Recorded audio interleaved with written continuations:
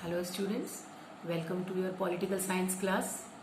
Today we are going to start a new chapter, lesson 3, elections and representation.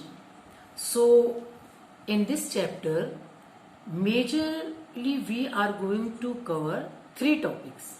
First one is different methods of election.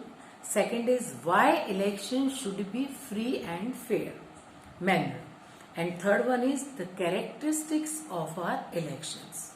So now, children, when we talk about election, then we have to remember democracy, because the importance of election is actually in democratic form of government. If in democracy people have elections after a short interval, means कहीं पे 5 साल बाद elections होते हैं, कहीं पे 6 साल बाद, कुछ डेमोक्रेसीज में, कुछ कंट्रीज में they have adopted different methods. So when we talk about elections, then we all know what is the election process, because children, you also see election process around your area. और आप लोगों ने कभी देखा होगा कि आपके एरिया के म्यूनिसिपल कॉरपोरेशन, म्यूनिसिपैलिटीज के इलेक्शंस हो रहे हैं, या एमपीज के इलेक्शंस हो रहे हैं, एमएलएस के लिए इलेक्शंस हो रहे हैं. वहां पे हम लोग, जो भी हमारे यहाँ आसपास में हमारे 18 इयर्स एंड अबव एज वाले जो भी लोग होते हैं, वो सब वोटिंग राइट्स रखते हैं, वो सब वोट करने जाते हैं अपने रिप्रेजेंटेटिव को. ये होता है इलेक्शन प्रोसेस. इसके थ्रू हम सिलेक्ट करते हैं अपने एरिया के रिप्रेजेंटेटिव. और ये इलेक्शन प्रोसेस में, अब क्योंकि हम डेमोक्रेसी की बात कर रहे हैं, तो यहां हम बात करेंगे कि डेमोक्रेसी के 2 टाइप्स की. डेमोक्रेसी 2 टाइप्स की होती है, जिसमें first one is direct democracy and second is indirect democracy. तो first let's talk about direct democracy. Direct democracy में क्या होता है कि जो ये डायरेक्ट डेमोक्रेसी जो होती है, वो छोटे कंट्रीज में प्रैक्टिस की जा सकती है आसानी से. बिकॉज इसमें क्या होता है कि जो सिटीजन होते हैं कंट्री के, वो लोग डायरेक्टली गवर्नमेंट के डिसीजन मेकिंग में इन्वॉल्व रहते हैं. उन लोगों का डायरेक्ट रिप्रेजेंटेशन होता है गवर्नमेंट के लॉज बनाने में, बिल पास करने में. Directly they get themselves involved in the political this process, and even in the election process, or in the making laws, etc. So in this way they are direct giving their suggestions. और इसके लिए बहुत सारे methods use होते हैं.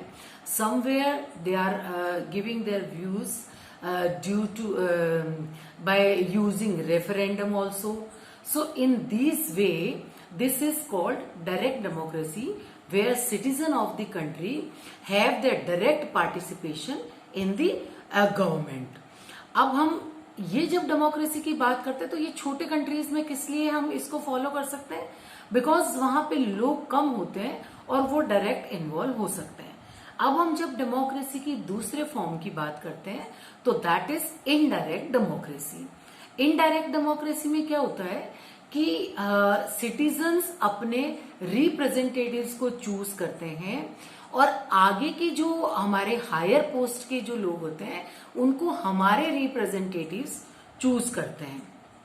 तो यहां हमने ये जो हमारा मेथड है इनडायरेक्ट डेमोक्रेसी का, ये बिग कंट्रीज के, बहुत बड़े बड़े कंट्रीज के लिए बहुत अच्छा होता है, क्योंकि वहां पे इतने सारे जो सिटीजन होते हैं कंट्री के, उनका डायरेक्ट डिसीजन मेकिंग में इन्वॉल्व होना पॉसिबल नहीं है. तो इसका जब हम एग्जाम्पल लेते हैं डायरेक्ट डेमोक्रेसी का, तो हम इंडिया का एग्जाम्पल ले सकते हैं, या इनडायरेक्ट डेमोक्रेसी में हम इंडिया का एग्जाम्पल ले सकते हैं. जब इंडिया में इलेक्शंस होते हैं, जैसे कि प्रेसिडेंट के इलेक्शन में हम डायरेक्टली इन्वॉल्व नहीं है, इसी तरह हम अपने जो एरिया के रिप्रेजेंटेटिव्स को चूज करते हैं, उसमें हमारा डायरेक्ट इन्वॉल्वमेंट है.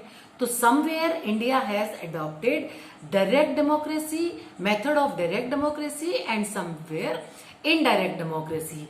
जब हम लोकसभा की बात करते हैं, तो डायरेक्ट डेमोक्रेसी को हम फॉलो करते हैं। जब हम राज्यसभा की बात कर रहे हैं तो वहां पे हमारा इनडायरेक्ट डेमोक्रेसी होता है, वहां डायरेक्टली हम चूज नहीं करते। राज्यसभा के जो मेंबर्स होते हैं उनको हम डायरेक्टली नहीं चूज करते हैं, वो ऑलरेडी डिसाइडेड होते हैं कि कितने मेंबर्स किस स्टेट से यहाँ राज्यसभा में अपॉइंट होने वाले हैं। तो इस तरह यहाँ हमने समझा direct democracy and indirect democracy. तो this was all about for our today's lecture. See you in next lecture. Thank you.